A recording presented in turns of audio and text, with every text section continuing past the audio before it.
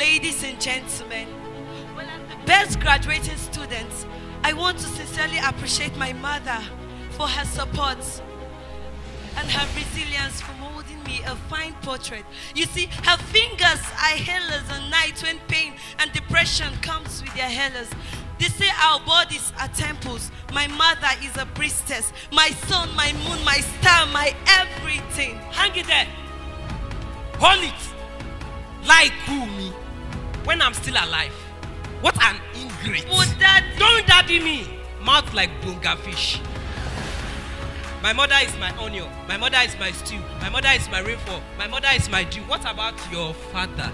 She's sitting there amidst the audience, happiness plastered on her soul, her smile dripping endlessly into her dimple. She's wearing pride on her graceful body, her heartbeat making the greatest ovation. Mugwe, this girl has buried me alive. Should I open my heart for you to see that my veins and arteries are strings attached to a guitar that lays lullabies for you every night? Should I explain to you how I've come to get these muscles by constantly living burdens so things can work out? Don't even tell me I care about you. No, Dad, you don't. What do you mean I don't? You I've buy gotten me you a gift for every birthday. Paid Paid your my tuition tuition fees fees since the first day. Buy nice clothes and shoes for your feet. Get me good food to eat. But what about attention? It's so funny how you live in so much wealth, but yet you're too broke to pay attention. And what do you mean? I mean, I love you. I've always do. Even more than your mother. I cradled your soft body in my palm, watched you blossom into a beautiful flower. And each time you giggle, I feel an opera in my body as if the butterflies in my stomach are struggling to have a glimpse at you. I get goosebumps. And how can I not give someone so divine everything she deserves? Dad. Yes? When was the last time we talked? Well? I was 16. You told me to face my book, to remember the daughter of who I am. Don't join bad gangs in school. Don't party. Don't drink. Don't smoke.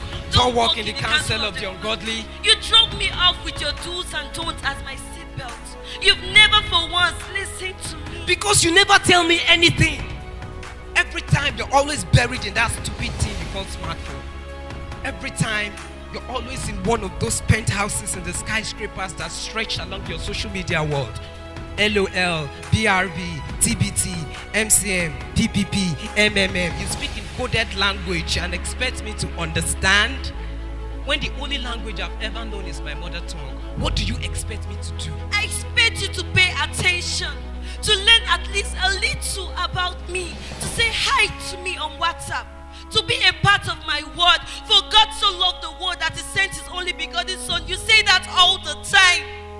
God knew our word wasn't perfect, that our foul language isn't heavenly. Still, he sent his son to dwell among us, to speak this foul language because he knew communication and reconciliation are two drivers in a car and sacrifices the driver.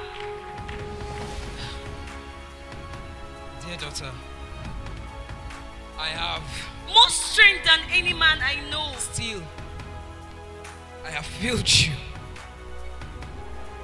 I have failed you. Maybe you have.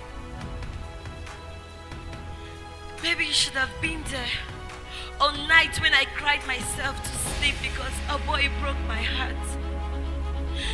Maybe you should have stayed with mom when she fought against my harassment. Maybe you should have taught me a little about the love of God before I met the wrong teacher. Or maybe it's not too late to start over. Dear daughter, I'm sorry for every pain my absence has caused you. For not playing my role well as a father, as a husband, as a man. I can only pray that our Father in heaven will lead my feet right so that I can make it up to you. Back to my speech. I also like to appreciate my father for his support, and to every man out there fighting and struggling to keep your family together. May the good Lord strengthen you. Know that you are the light at the end of our tunnel. And more than every material thing, we need you.